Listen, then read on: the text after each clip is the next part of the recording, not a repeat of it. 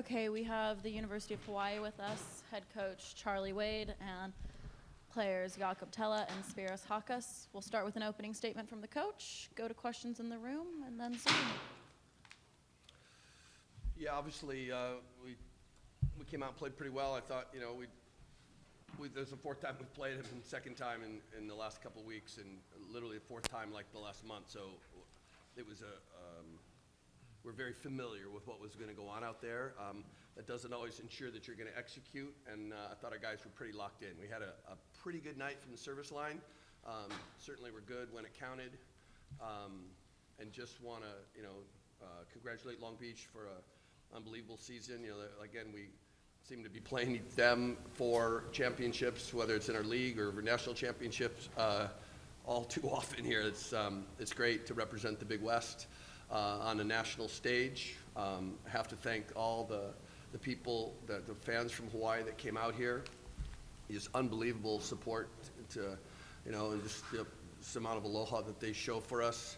I also want to thank a very special man and part of our program, Judge Thomas Kalakakui. He's very respected kupuna elder in Hawaii, and has helped us learn a lot about Hawaiian culture and warrior culture specifically.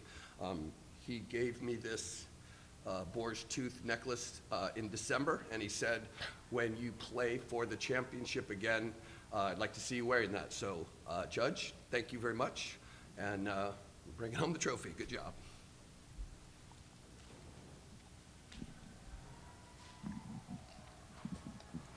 For question, Vane Lopes here from Off the Block. Question for the players. Just take us through, what are your emotions right now after a years-long work being national champions again?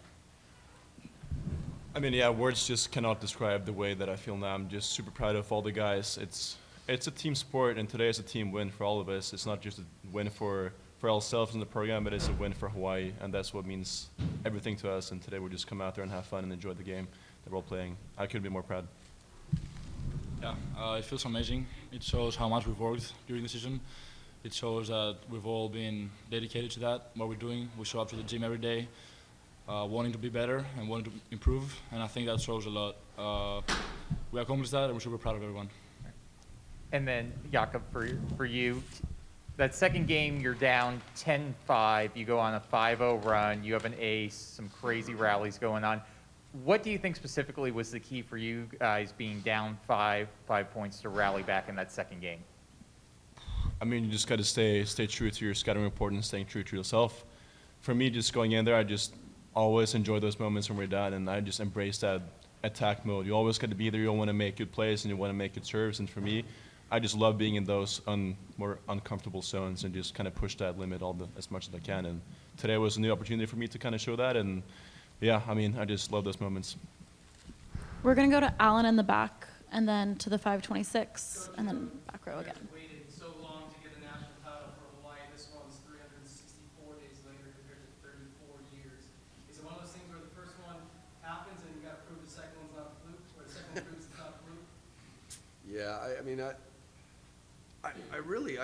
I thought we were in pretty good position all year long. I never really thought we were that far away. Even, there's some nights we didn't play very well, but we know we had good players. We knew we had guys around the floor last year when we won, and we've been in this situation, pretty frequently, and I think we have a pretty good understanding on what we have to do on a daily basis to prepare us to get to, late in the season in April and May and win, and we never take it for granted. But like I said, I thought we were close from the start of the season, that we had a chance to do this, and just proud of the guys, and they bought in and just always kept working and improving, and it's certainly a lot of fun.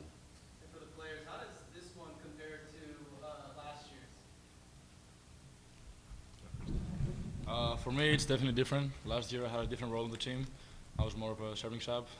The feeling is still amazing, but when you just know that you've contributed more and you've achieved that with the whole group again, it's just amazing, and it feels great. Yeah, and with all respect to Rado, Gage, Jackson, Patrick, and Colton, this one feels better. Just having a whole new team this year, and just the work that we've shown, and like how I just work really hard how hard we work in the practice room every single day. This one is sweeter. I would say so for sure. With all due respect, though. I love all my guys. Okay, we're going to the 5-6-2 now. Thanks.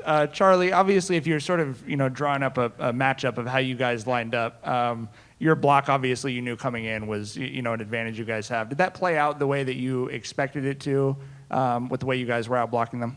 Yeah, we started off, really kind of dialed in and touched a lot of balls, which, again, you kind of know what's going to happen. It doesn't always end up that way. So,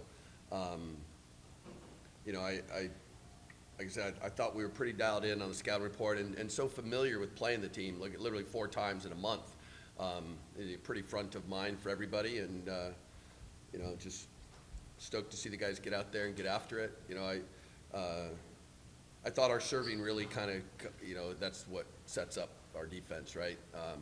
Jacob served 18, 19 times tonight without an error, and really got him in trouble, put some pressure on him, and we just fell under. I think we were over most of the time, and I've said this. When we serve in bounds at 90% or higher as a team, we win 100% of the time. There's never been a night that we've not served in bounds as a team at over 90. We were around 88, 87 the whole year, and I think we finished right on that number this year, or tonight, like 88, 89%, and that's with guys going back there and really trying to high odd. And it's been something, and I mentioned it last night when Ball State was so impressed with what they were doing. It's something that we believe is possible. We still think we can go out there and serve 100% at any given night. And it's almost like there's a school of thought that it's not possible, that they're mutually exclusive, that if you're going to serve tough, then you're going to accept these errors. And we feel differently, and we train differently, and I think we've shown that we can be a pretty good serving team. We were among the lead leaders in aces the entire year, and probably led the country in efficiency. So when you're the most productive and the most efficient, that's a good position to be in.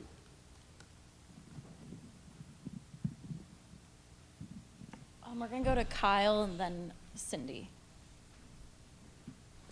This is for everybody on the panel. Coach, you already kind of mentioned the panic turnout tonight, and you kind of talked about it all week. Just kind of talk about when you say the mana that they bring to you guys, and just the environment you guys are in this tonight. Yeah, I mean, really, we are. We're so blessed and so humbled the kind of support that we get. And I've said, volleyball's a big deal in Hawaii. This is not, something that I recognized early on. I got there in August of 95, and the first night was a sellout. We played Texas on the women's side, and I was hooked. And it's been an incredible journey, and we're like I said, so blessed that people in Hawaii support Hawaii athletics, and volleyball's got a little special place in our culture, and we're thrilled that we're able to bring so much joy and pride to our fans and bring home another championship. Yeah, and I mean, it's just super special this year having all the fans here with us and just seeing the support that they give, both here, but also we know that we always play with them in our hearts when we're out in the court, and we just can't wait to get back and see everybody again, because we love our fans, and this means everything to us. So, yeah, definitely.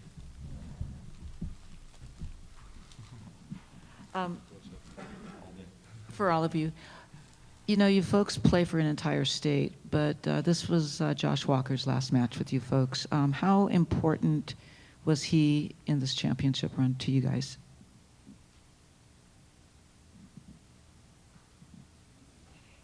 Oh, I can talk all day about Josh Walker and the effort he puts in and how important it is to our success for sure. And he's always like the main guy, always the guy behind the scenes making all the scouting reports, and he's pretty much putting up our whole plan, like our whole game plan for the games. And today we executed that plan, and we always trust our coaches. We trust everybody on the team to kind of follow that game plan. And yeah, I mean, without Josh, we wouldn't be in this position. Yeah, Josh has been Go ahead. Me? Good. Yeah, Josh has been an incredibly important part of this puzzle. Actually, today we were doing the scouting report before the game, and I thought to myself, wow, this is the last time that Josh is going to explain us and show us the video. So it just kind of got in my head, and I was like, we got to do that for Josh. So I'm happy we did it, and super proud of him on whatever he does. Yeah, I'm a big Josh Walker fan and have been literally since before I met him. He's a great coach, and he's a better man. Just, so proud of him and what he's done and what he's become, and know that he's going to be successful. He will be a head coach sooner than later, and he'll be a very good one. He's a great role model for everyone that he's in front of, and certainly wish him and Tehani and the rest of their family nothing but aloha in the future. Okay, we're going to take one question from the back row, and then we're going to go here and then to Zoom. Coach, you got a little emotional at the end of your opening statement. Why were you so emotional, and what are the emotions looking for right now? It's a lot goes into it, right? I mean, I've said too, and this is not in a negative way at all, that my job as the head men's volleyball coach in Hawaii is a lot different than most other volleyball coaches in the country. There's a lot of stuff that goes with it, and I absolutely embrace that role. And then when there are people in our community that you know how much it means to them, and Judge Kalakakui is someone that I have just immense respect for, and he's come and spent time with our team and helped us and helped me learn about Hawaiian culture, Hawaiian language, and I feel obligated that we share Hawaiian language and Hawaiian culture and anything about Hawaii that we can as often as we can. And we could go in all the stuff about the alaka'i, our leadership matrix, and it's a big deal. My children have Hawaiian blood in them, and I take that very seriously. They attend Kamehameha Kapalama campus, and I'm so proud to represent the state, and yeah, I get emotional about it for sure. For the players, on a little bit more of a technical note, it looked like you're focusing more on the BIC today, and it was pretty open, at least for the most part. What were you seeing there from the setting position? And then Spiros, what were you seeing to attack the block from the back row so effectively? Yeah, a couple days ago, Jacob said we have a lot of secret weapons. He didn't reveal them, but that was one of them. It worked out pretty well, yeah. We knew how to do it. We executed it well, and it was pretty effective. Yeah, like Spirit is saying, we like secrets and we like secret weapons. And I mean, like we've been working on the BIC for so long. We know that's one of our key a key part of our offense, and just getting out today with incredible passing. Everyone's like really doing a really good job.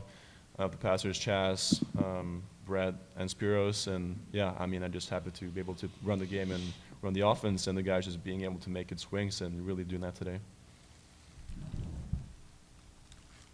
Okay, we're going to go to a question on Zoom. Brian. Congratulations. Thank you. I was wondering your thought on the job you guys did against the club today, and whether it was a matter of knowing he was going to get a certain number of kills and then limiting the other guys that they present. Yeah, he still ended up with 20 kills in 3 sets and hit 400. He's a pretty amazing player, and it's one of those you're not going to stop him. You just got to try to slow him down, and we were able to enough. He only had 5 hitting errors on, what it was, 40, almost 40 attack attempts. So he's a really good player. There is no doubt, and I fortunately he didn't really go off on the service line. That's where he can be even more damage, where he'll go on runs to get multiple points in a row. And I thought we did a good job of getting him off the line quick tonight.